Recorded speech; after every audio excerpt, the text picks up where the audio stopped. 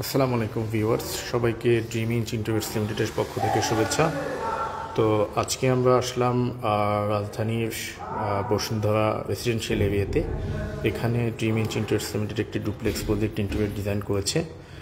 তো from the beginning হচ্ছে এই প্রজেক্টটিতে আমরা ডিজাইন এবং সকল ধরনের কনসালটেন্সি দিয়ে এসেছি, অ্যান্ড ফাইনালি সেই ডিজাইন বেসড ইন্টারভিউ এক্সিকিউশন করা হয়েছে। তো চলুন আপনাদের সবার সাথে এই ডুপ্লেক্স প্রজেক্টটির ইন্টেরিয়র ডিজাইনটি আপনাদের সাথে শেয়ার করি। তো ডুপ্লেক্স এই প্রজেক্টটির ডাউন ফ্লোরে ছিল বেসিকলি একটা room, and living, foyer area, and open kitchen concept. আর এই ফয়ার এরিয়ার লেফট সাইড থেকেই এখানে ডুপ্লেক্সের স্টেয়ারের প্ল্যান করা হয়, এবং অ্যাকর্ডিং টু দ্য ডিজাইন এই পুরো ডুপ্লেক্স স্টেয়ারটি এক্সিকিউশন করা হয়।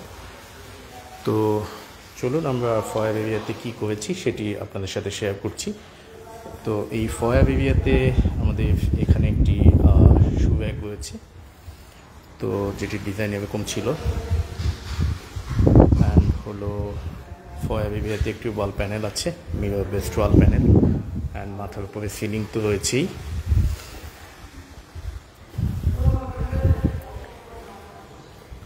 ফয়ার এরিয়া অ্যান্ড লিভিং অ্যাডজাসেন্ট। তো এই অ্যাডজাসেন্ট লিভিংটাকে সেগ্রিগেট করার জন্য এখানে কনসার্টিনা কলাপসিবল গেট করা হয়েছে, যেটাকে আমরা বায়োফোল্ডিং ডোর বলি। তো লিভিং অ্যান্ড ওপেন কিচেন, যেহেতু এই দুটি স্পেস অ্যাডজাসেন্ট, তো লিভিং অ্যান্ড ওপেন কিচেনকে, অর্থাৎ ডাইনিং এরিয়াকে হালকা একটা পার্টিশন আমরা করেছি, যেটাকে আলাদা করার জন্য। এটা one kinds of stat panel, এবং এই প্যানেলটিতে ফ্লাওয়ার ভাস আছে, অর্থাৎ এখানে আর্টিফিশিয়াল ভাস করা হয়েছে, যেখানে স্টোন এমপ্লয় করে এখানে আর্টিফিশিয়াল ট্রি দেওয়া হবে। আর এই সেই ওপেন কিচেনটি। তো ওপেন কিচেন ডিজাইনটি আপনাদের সাথে ফুল শেয়ার করছি।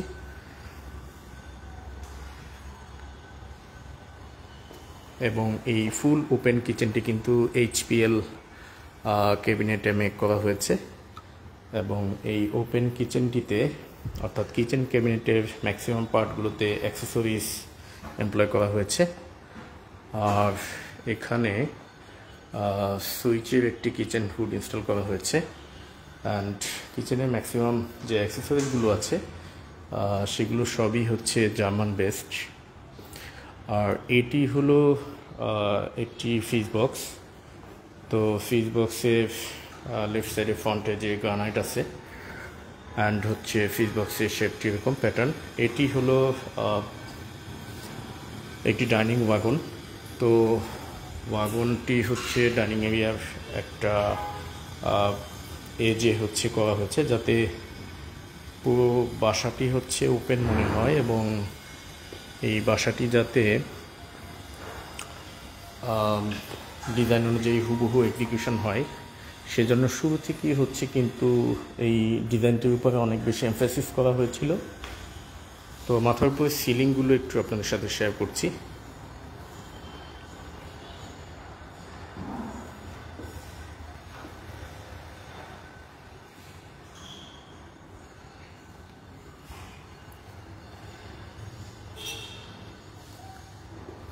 কাজটি এখনও কিছুটা অনগোয়িং আছে, অর্থাৎ ফাইনাল টাচ আপ দেওয়া হচ্ছে প্রত্যেকটা জায়গাতে।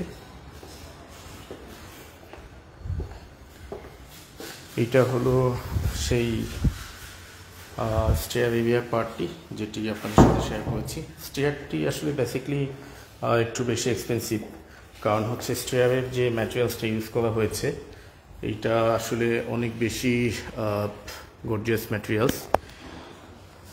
স্টেয়ারে তিনটি ট্রেডে, অর্থাৎ নিচের তিনটি ট্রেডে এখানে লাইট ইনস্টল করা হয়েছে। আর স্টেয়ারের নিচের পার্টটিতে যদি দেখেন, নিচের পার্টটি যে এটা পুরোটা একটা স্টিল স্ট্রাকচারে করা হয়েছে, এবং স্টিল স্ট্রাকচারের যে ট্রেডগুলো ছিল সেগুলো আমরা কাঠ দিয়ে র্যাপিং করে দিয়েছি। তো স্টেয়ারটি যে কারণে একটু অনেক বেশি এক্সপেন্সিভ হয়ে গিয়েছে। এই হচ্ছে স্টেয়ার এরিয়ার ফুল ডিজাইনটি শেয়ার করব। স্টেয়ার পার্টটি এখন ক্লিনিং চলছে এবং স্টেয়ারের বরাবর হচ্ছে আপস্টেয়ারের উপরের দিকে এখানে সিলিং আছে। এই হলো ডিজাইনটি আপনাদের সাথে শেয়ার করলাম। এখন হচ্ছে আমরা গেস্ট বেডটি একটু শেয়ার করছি আপনাদের সাথে। এটি হলো গেস্ট বেড। তো গেস্ট বেডে আমাদের আসলে কাজের স্কোপ যেটি ছিল সেই জিনিসটি আপনাদের সাথে একটু শেয়ার করছি। এই একটা জিনিস একটু বলে রাখছি, এই বাসায় ইন্টেরিয়র এগ্রিগেশনের ক্ষেত্রে যে ম্যাটেরিয়ালসগুলো ইনস্টল করা হয়েছে এগুলো ম্যাক্সিমামই হচ্ছে হার্ডওয়্যার রিলেটেড যত ম্যাটেরিয়ালস আছে এগুলো সব ড্রিম ইঞ্জিনিয়ার্স লিমিটেড তাদের নিজস্ব ভেন্ডর এবং হচ্ছে নিজেরা ইম্পোর্ট করেছে। এখানে একটি হ্যান্ডেলের প্যাটার্ন দেখতে পাচ্ছেন। এই হ্যান্ডেলটি বাংলাদেশে ড্রিম ইঞ্জিনিয়ার্স লিমিটেড প্রথম ইম্পোর্ট করেছে, যেটি আসলে বাজারে এখন পর্যন্ত বাংলাদেশের মার্কেটে অ্যাভেলেবেল না।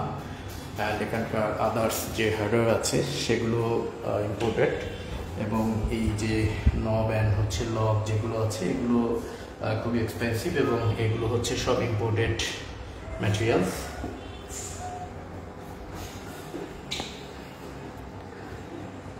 এই বেডরুমটির সাথে যে ওয়াশরুমটি আছে ওয়াশরুমটিতে বেসিন ইউনিট ডিজাইন করা হয়েছে এবং এটি আপনাদের সাথে শেয়ার করছি। তো চলুন এবার দেখা যাক ডুপ্লেক্সের আপার স্টেয়ারটি আপার স্টেয়ারে আমাদের কাজের স্কোপ কী ছিল। আপার ফ্লোরে যাবার আগে একটা জিনিস একটু শেয়ার করি যে এই জায়গাটাতে আমাদের যে যতগুলো ট্রেড আছে প্রত্যেকটা ট্রেডে আমরা হচ্ছে 2 ইঞ্চি করে কাঠ ইউজ করেছি। অ্যান্ড হচ্ছে নিচের পার্টটিতে যে স্টিল স্ট্রাকচার ছিল সেটাও আমরা হচ্ছে কাঠ দিয়ে র্যাপিং করে দিয়েছি। দুই সাইডেই হচ্ছে রেলিং রয়েছে সেফটি সিকিউরিটির জন্য। গ্লাসটি এখন ক্লিনিং চলছে অবশ্য। এখানে ফাইনাল পেইন্টিং এভরিথিং যা কিছু আছে সব কিছু শেষ হয়ে গিয়েছে। এখন জাস্ট হচ্ছে প্রজেক্ট ডিপ ক্লিনিং চলছে। তো এটা হলো ডুপ্লেক্সের আপার এরিয়া। এই আপার এরিয়াতে মাথার উপরে সিলিং হয়েছে, আর হলো এখানে একটি শুয়ের ডিজাইন করা হয়েছে।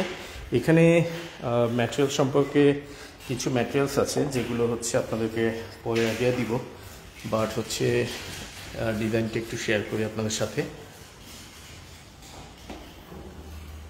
এই ডুপ্লেক্সের এই উপরের ফ্লোরে এখানে একটি ড্রাই কিচেন জোন আছে। এটাই হলো সেই ড্রাই কিচেন জোন। তো কিছু কিছু আইটেম আছে যেগুলো হচ্ছে এখন ইনস্টল করা বাকি আছে, যেমন এখানে হচ্ছে একটি ফিল্টার এবং হলো ওয়াশিং মেশিন ইনস্টল করা বাকি রয়েছে। এটাই হলো আপার কিচেন। অ্যান্ড আপার কিচেনটি আপনারা দেখতে পাচ্ছেন, এখানেও কিন্তু কিচেন হুড ইনস্টল রয়েছে। পুরো কিচেনটি আপনাদের সাথে একটু ভালো করে শেয়ার করছি। এরপরে হচ্ছে সানবেড দেখাবো আপনাদের সাথে।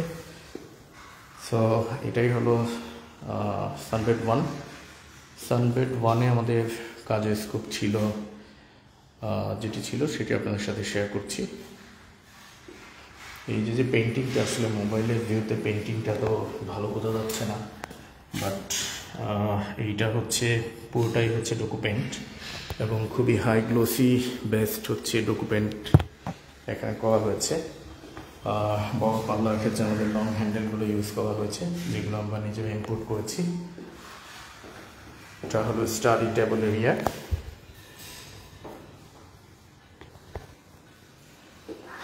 আর এটা হলো ড্রেসিং ইউনিট। ড্রেসিং ইউনিটটি আপনাদের সাথে শেয়ার করছি। প্রতিটি রুমে কার্টেন ইনস্টল করার জন্য আমাদের হেলমেট ইনস্টল করা হয়েছে প্রত্যেকটি রুমে। তো এবার সানবেড 2 আপনাদের সাথে শেয়ার করছি। এটি হলো সানবেড 2। ফ্লোর ক্লিনিং চলছে যেহেতু ডাস্ট। সানবেড 2-তেও এখানকার ওয়াশরুমে বেসিন ইউনিট ডিজাইন করা হয়েছে এবং এটি HPL মেক করা হয়েছে। সেই সাথে হচ্ছে শাওয়ার এনক্লোজার পার্ট তো আছেই। এবং ওয়াশরুমের লেআউটটি ছিল এরকম।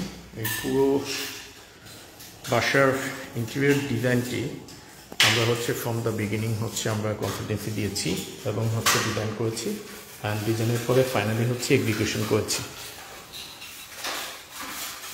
এটি হলো ফ্রন্ট বেডরুমের dressing unit with cabinet.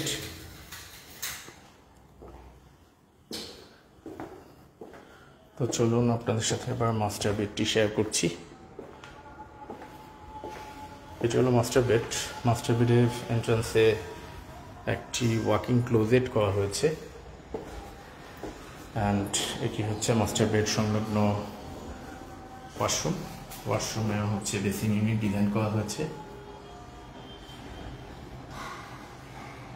And shower enclosure তো আছেই।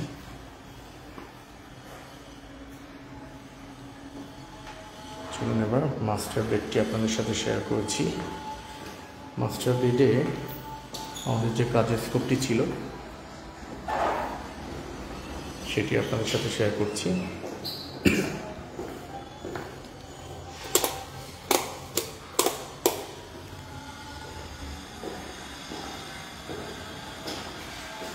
মাস্টার বেডের ডিজাইন, অ্যান্ড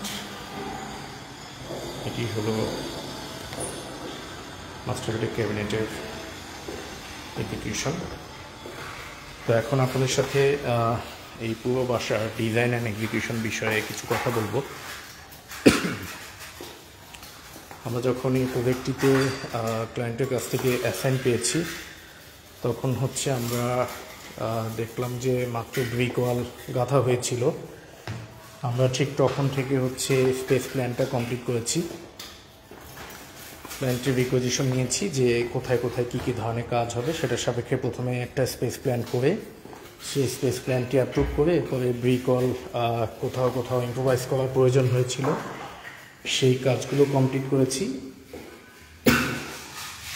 এর পরবর্তীতে আমাদের 3D ডিজাইনটা কমপ্লিশন করা হয় এবং 3D ডিজাইনটা বেশ কয়েকবার হচ্ছে চেঞ্জেস করা হয়।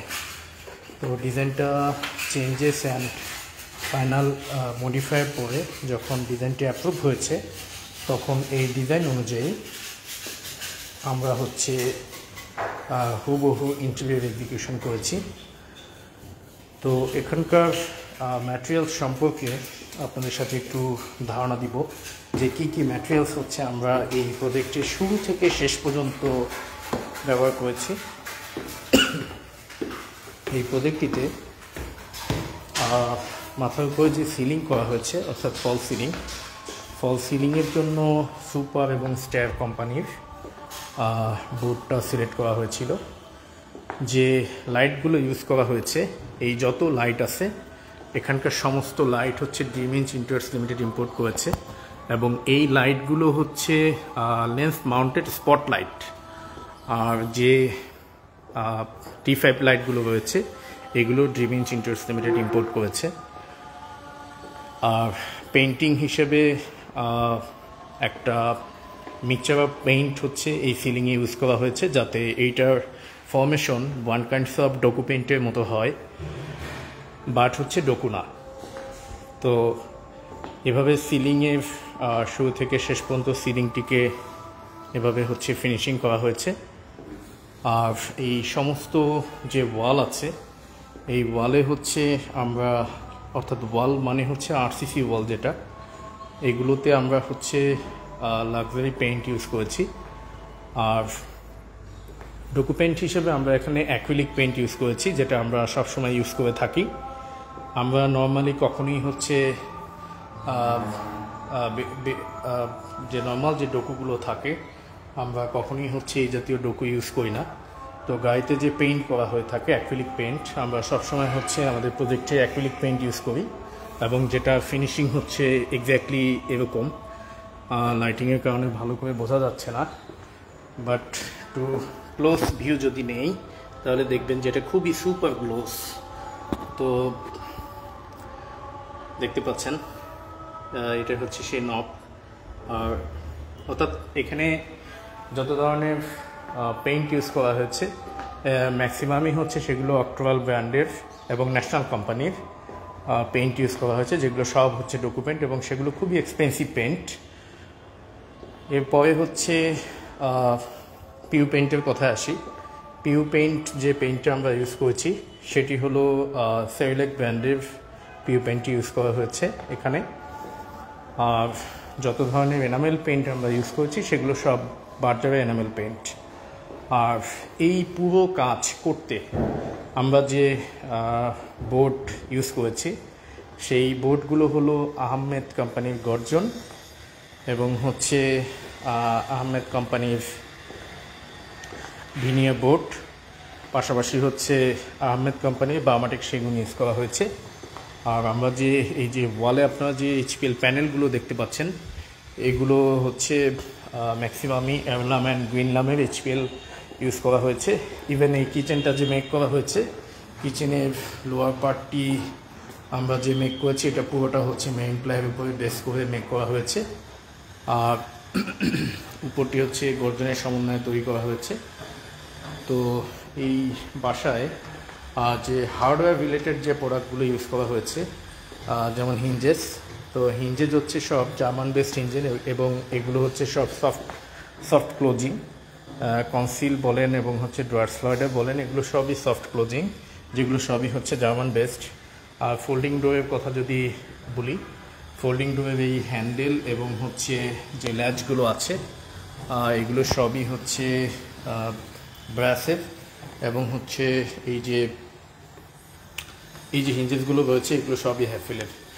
তো আর বাকি যে ম্যাটেরিয়ালসগুলো আছে কম বেশি, তো এগুলো সবই হচ্ছে খুবই এক্সপেন্সিভ ম্যাটেরিয়ালস।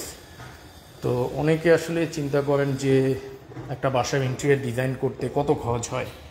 তো অনেক ক্ষেত্রে এরকমভাবে চিন্তা করা হয় যে আপনার যে বেসিক বাজেটটা থাকে সেই বাজেটকে সমন্বয় করে অনেক সময় ইন্টেরিয়র করা হয়। তো এই বাজেটের মধ্যে আসলে কখনো প্রিমিয়াম টাচ পাওয়া যায় না।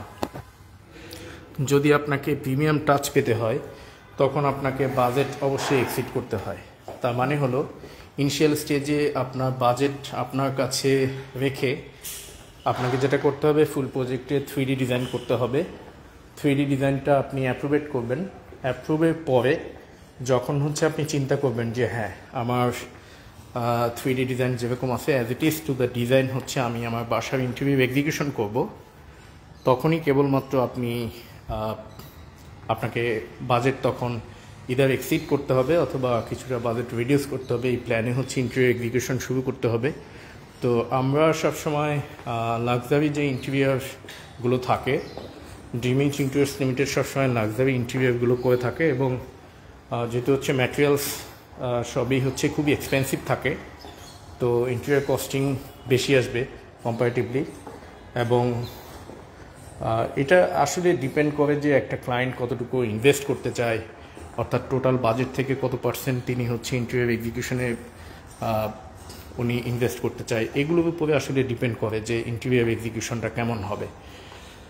তো আপনারা যারা ইন্টেরিয়র ডিজাইন করতে চান আমাদের সাথে যোগাযোগ করতে পারেন। আমাদের প্রতিষ্ঠানের নাম ড্রিম ইঞ্চ ইন্টেরিয়র্স লিমিটেড।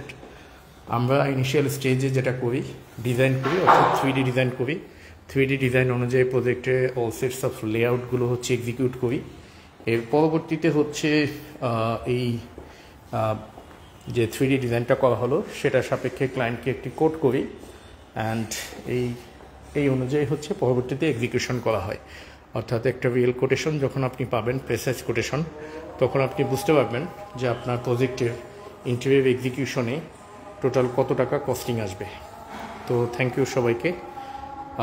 আবার দেখা হবে নতুন কোনো প্রজেক্টের ইন্টেরিয়র এক্সিকিউশন নিয়ে।